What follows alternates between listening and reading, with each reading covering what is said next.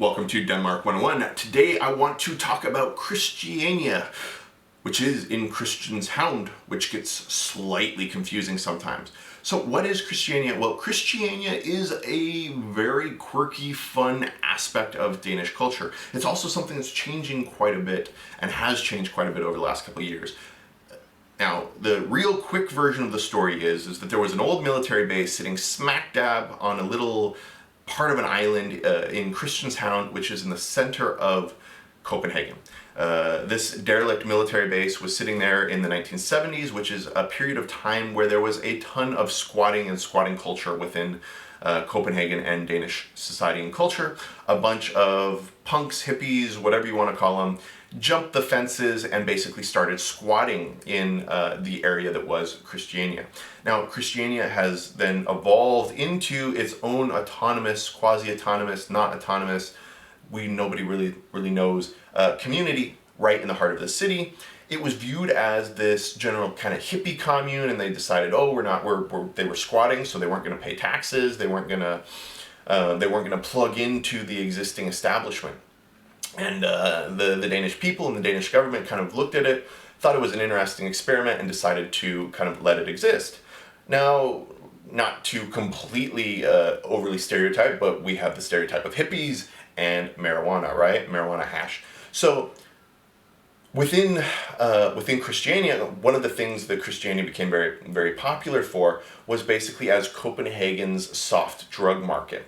So you had the hippie culture where it was much more than just about weed and hash, but basically this community that then has grown to about 900 people in the heart of the city, with their own schools, their own trash area, that is, for all intents and purposes, semi-autonomous.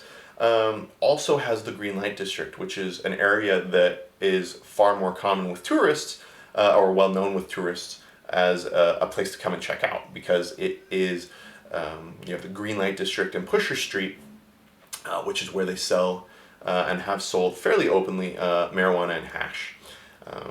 Now, this has been an interesting point of contention because you have two different things going on here. You have the semi-autonomous commune. There's a very famous sign that says "Now entering Christiania," now leaving Christiania, now entering the EU.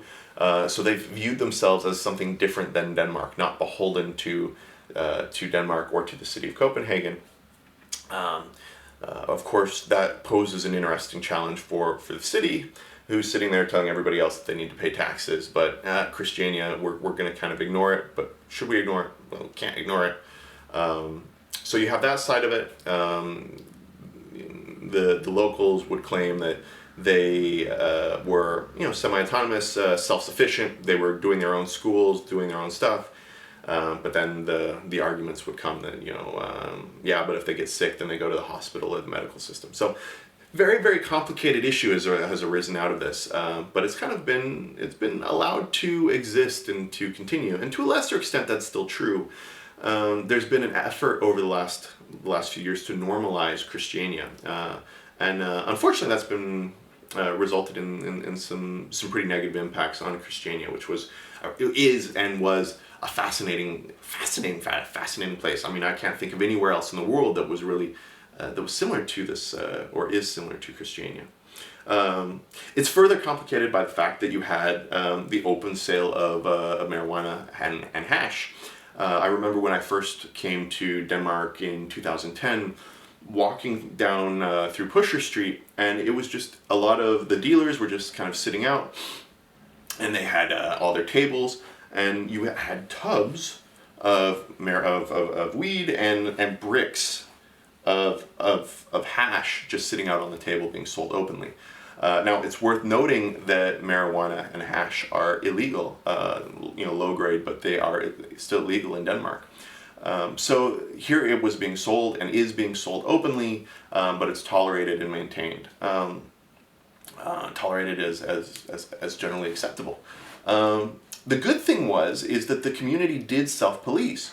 So there was a period where hard drugs were starting to slip into what was being sold. The community, which was fully democratic, came together and they basically said, look, enough is enough. We don't want any hard drugs. Weed and marijuana, marijuana and hash, we're going to treat these differently. They're not hard drugs. Anything else doesn't belong. It's not allowed here. If you're part of a gang or something like that, you're not allowed here. And so they kicked them out. Or they've tried to kick them out at various points.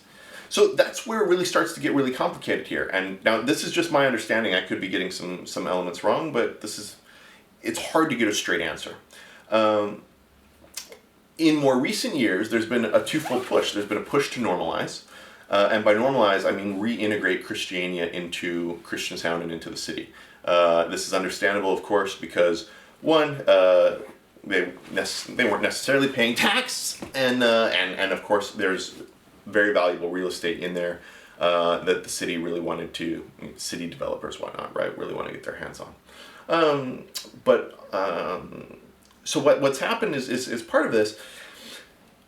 The police started cracking down, and they've been doing these fairly high-profile raids on Christiania for the last few years.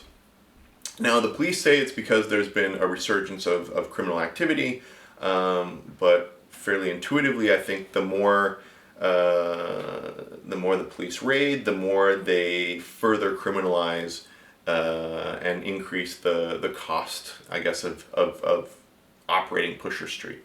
So this means that they basically push out all the mom and pop local folks from Christiania or wherever that were just kind of doing casual dealing. And then the dealers, two things have kind of happened. One, it was all concentrated in Christiania before, for the most part. Now they've pushed all of those dealers out, so now you have a lot of dealers in all the neighborhoods, which then makes it a little bit more criminal on that side of it. So that kind of makes a mess out of things. Then in the last couple of years, they've done a lot of raids, which has changed that very open and welcoming feel and very open, welcoming vibe, where it was just very approachable and friendly, and you had businessmen and little children and families and just people in Christiania to grab some food or to socialize or listen to a concert or attend one of the artistic galleries or events. To now when you walk through Pusher Street, it's actually it's become a fairly unpleasant place. There's hanging camouflage all over everything. The dealers are behind walls and they've got big masks on and it's really changed the vibe. So you have that, which is coming from the police raids, and then you have the attempt to normalize Christiania, which as part of that agreement, they did a lot of improvements. So it used to be very, very green and lush and a lot of cool, funky graffiti and sculpture and artwork and kind of a very creative space. And now it feels like, at least to me when I go in there, that it's changed fundamentally. They've paved a lot of it where it was dirt.